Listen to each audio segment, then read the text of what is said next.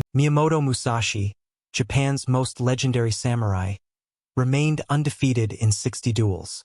But his true power was not a fighting technique. It was a disappearance, a dissolution of fear, hesitation, and noise until only intention remained. Most people believe power comes from doing more, learning more, pushing harder. Musashi knew the opposite. Power comes from removing, not adding, from emptying, not filling, from silence, not noise. Today I will share with you the Zen system that made Musashi untouchable, and how you can apply those same principles in your own life. Have you ever felt this way?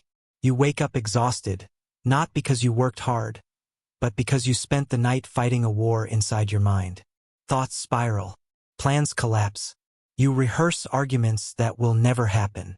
You imagine outcomes no one will remember. You want clarity. You want focus. But every day feels like negotiating with yourself, like playing tug-of-war with shadows. The modern world tells you this is normal. Overthinking is normal. Distraction is inevitable. Feeling overwhelmed is simply part of life today. But Musashi and his Zen teachers saw something different. To them, an untrained mind was not a quirk.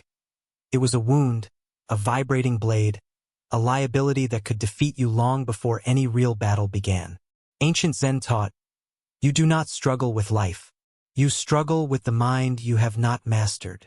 Musashi turned this idea into a weapon. Before Musashi became a legend, before he wrote the Book of Five Rings, he was a student of silence. Zen monks taught him the law of no lingering. The mind should not cling. The mind should not grasp. The mind should not hesitate. To cling is to break. To hesitate is to lose. Musashi practiced watching thoughts the way mist moves over a cold field, appearing, drifting, dissolving. He did not chase them. He did not judge them. He did not turn them into pieces of his identity. This was his first real training, learning to stop believing everything his mind whispered. He walked alone for days, slept outside, sat in stillness until the noise inside him faded like distant rain. This was the Zen system that shaped him. Detach from outcome, detach from fear, detach even from yourself. A warrior who fears losing is defeated before the fight. A warrior who fears winning holds back at the moment of impact. A warrior who thinks too much moves too little. Musashi's mind became like a still pond, reflective, controlled, unmoved by storms. But silence is not a gift. It is earned through war, not the external war, but the internal one.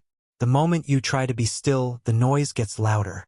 The moment you try to focus, the mind rebels. Your brain evolved to seek comfort, prediction, and safety. Zen evolved to break those patterns. Every modern person knows this internal enemy. It appears as the urge to escape, the need for distraction, the sudden wave of fear right when you try to begin something meaningful.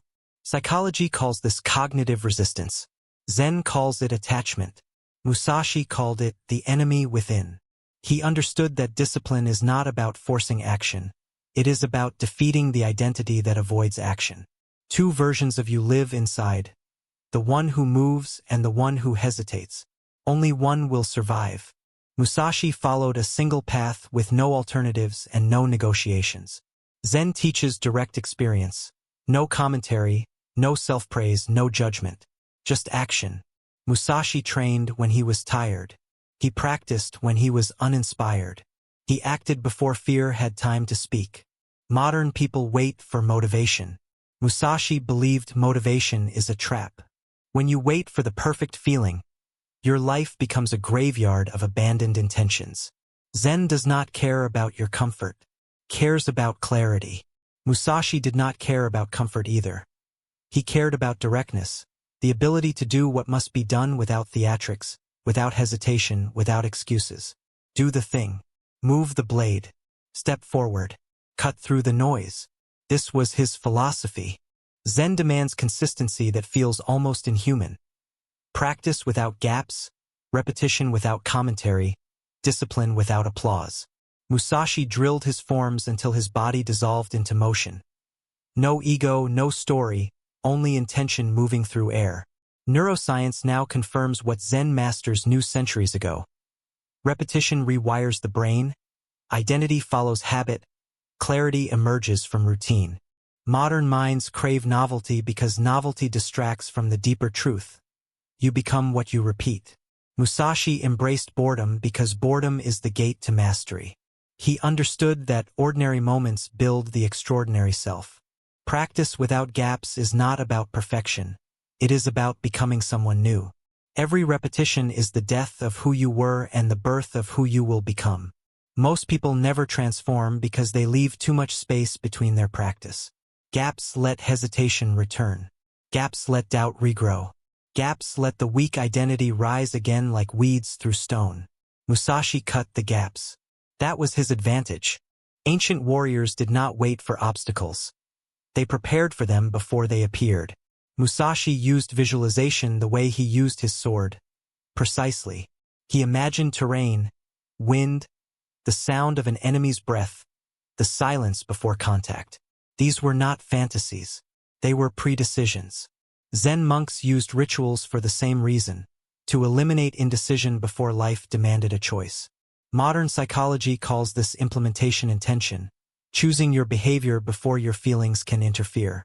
Musashi applied this ruthlessly. If fear rises, move forward. If doubt whispers, act anyway. If distraction appears, return to center. He did not wait for clarity. He created clarity through commitment. You can do the same. When stress comes, breathe once and slow your mind. When distraction appears, return to the task. When weakness rises, take one small action. Not tomorrow, not later, in the next breath. And then, after enough discipline, a shift happens, not suddenly but inevitably. The noisy self dissolves. The hesitant self weakens. The overthinking self loses its control. A new identity rises, not fearless, but free. You stop negotiating with yourself. You stop waiting for motivation. You stop drowning in thoughts. You become direct, present, aware. Stillness becomes your default. Action becomes natural. Your mind becomes a blade sharp because nothing unnecessary remains. This is the transformation Musashi embodied. The emergence of a self that cannot be manipulated by fear or chaos. The Zen system that made Musashi untouchable is available to you now.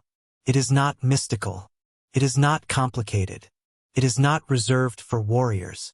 It is a discipline of letting go, a training of attention, a practice of becoming. Slowly, you will meet the version of yourself Musashi could not defeat, the version that no longer wanders, no longer negotiates, no longer clings. The version that moves through life with the stillness of a pond and the precision of a blade. Walk the path. Cut through the noise. Become unstoppable in stillness.